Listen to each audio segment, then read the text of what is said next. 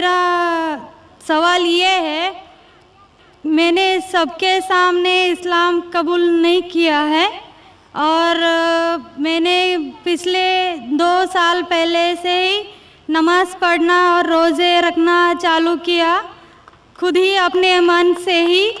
تو میں یہ چاہتی ہوں کہ آپ سب کے سامنے مجھے اسلام قبول کروائیں، یہ میری آپ سے گزارش ہے۔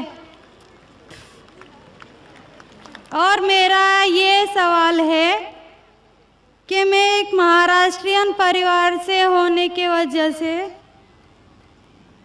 جو سبھی نان مسلم کے دل میں ہوگا جنہوں نے اسلام قبول کیا، وہ یہ ہے کہ میرے گھر پہ جو بت پرستی ہو رہی ہے اسے کیسے روکوں۔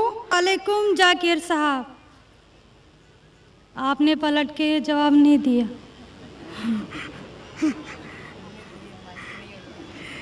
جی، میرا نام رینوکا ہے۔ وعلیکم السلام ورحمۃ اللہ وبرکاتہ۔ جی سر، میرا نام رینوکا ہے اور میں ایک مہاراشٹرین پریوار سے ہوں۔ سر، میرا سوال یہ ہے، میں نے سب کے سامنے اسلام قبول نہیں کیا ہے، اور میں نے پچھلے 2 سال پہلے سے ہی نماز پڑھنا اور روزے رکھنا چالو کیا، خود ہی اپنے من سے ہی۔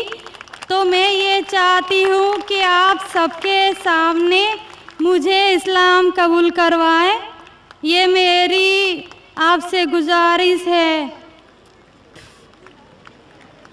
اور میرا یہ سوال ہے کہ میں ایک مہاراشٹرین پریوار سے ہونے کی وجہ سے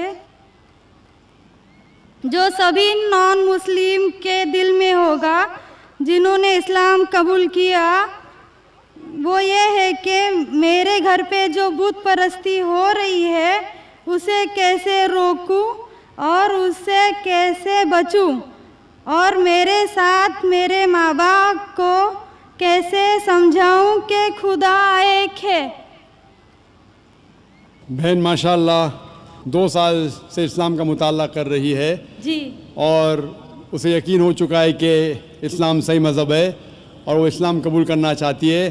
بہن، میں آپ سے پوچھنا چاہتا ہوں کہ کوئی شخص آپ پر زبردستی کر رہا ہے اسلام قبول کرنے کے لیے؟ نہیں۔ کوئی آپ پہ دباؤ ہے؟ نہیں۔ مالی دباؤ یا پریشر؟ نہیں۔ آپ اپنے من سے قبول کرنا چاہتے ہیں؟ جی۔ آپ مانتے ہیں کہ خدا ایک ہے؟ جی۔ آپ مانتے ہیں کہ خدا کے علاوہ کسی اور کی عبادت نہیں کرنا چاہیے؟ جی۔ آپ مانتے ہیں کہ محمد صلی اللہ علیہ وسلم اس خدا کے آخری پیغمبر ہے؟ جی۔ بے شک۔ اور آپ چاہتے ہیں کہ سارے لوگ کے سامنے آپ قبول کریں؟ انشاءاللہ میں عربی میں کہوں گا اور آپ اس کو دہرائیے۔ جی۔ اشہدو اشہدو اللہ اللہ الہ الہ الا اللہ الا اللہ واشہدو واشہدو انا محمدن محمدن عبدہ عبدہ ورسولہ۔ ورسولہ۔ میں گواہی دیتی ہوں میں گواہی دیتی ہوں کہ اللہ کے علاوہ کوئی معبود نہیں اور محمد صلی اللہ علیہ وسلم اس کے بندے اور رسول ہے۔ ماشاءاللہ آپ مسلم ہو چکے۔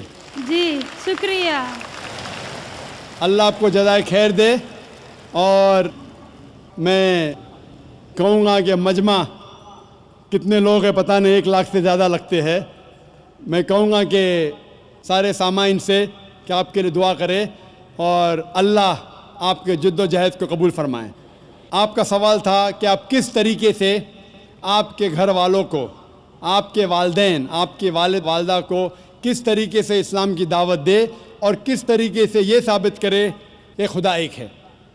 سب سے پہلے جس طریقے سے میں تقریر کیا ہوں، کیونکہ آپ ایک مہاراشٹرین خاندان سے تعلق رکھتے ہیں، ظاہر ہے کہ آپ ہندو خاندان سے تعلق رکھتے ہیں، آپ اگر میری کیسٹ سنیں گے similarities between Islam and Hinduism, اسلام اور ہندو دھرم میں یکسانیت، میں کہوں گا والنٹیئر سے کہ میری طرف سے آپ کو ایک تحفہ دے.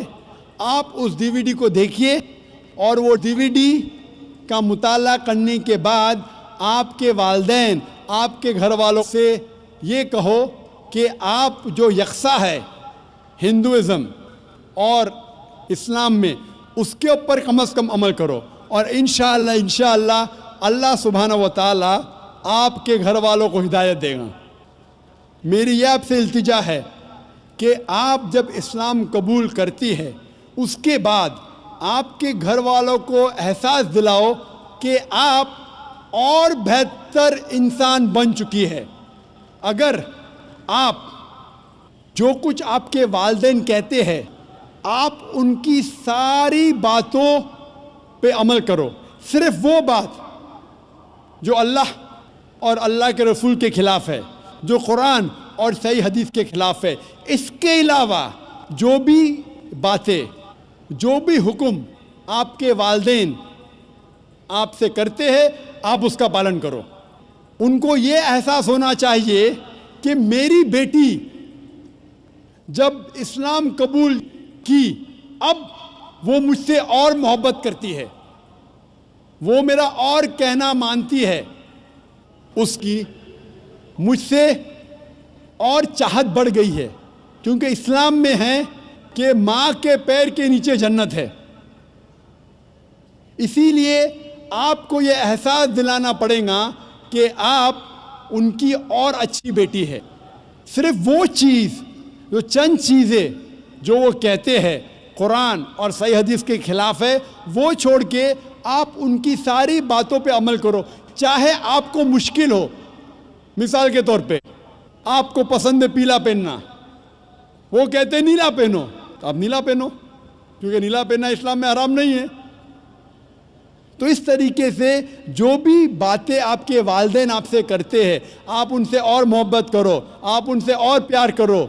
اس طریقے سے انہیں احساس ہونا چاہیے کہ یہ نیا دھرم, یہ نیا مذہب جس میں آپ داخل ہوئے وہ کہتا ہے کہ اپنے والدین کا خیال رکھو, جس طریقے سے قرآن مجید میں فرمایا سورہ اسراء میں چیپٹر نمبر 17 میں آیت نمبر 23 اور 24 میں کہ اللہ سبحانہ و تعالیٰ کی عبادت کے بعد آپ کو اپنی والدین سے محبت کرنا چاہیے, اور اگر دونوں میں سے ایک یا دونوں والدین اگر ضعیف ہو جاتے ہیں آپ ان کے خلاف اف تک مت کہو, لیکن ان کے ساتھ اچھا برتاؤ کرو اور ان سے پیار اور محبت کرو, اور اللہ سبحانہ تعالیٰ سے دعا کرو کہ میرے والدین کو برکت دے, اور جس طریقے سے ان نے بچپن میں میرا خیال رکھا اے خدا آپ ان کا خیال رکھو.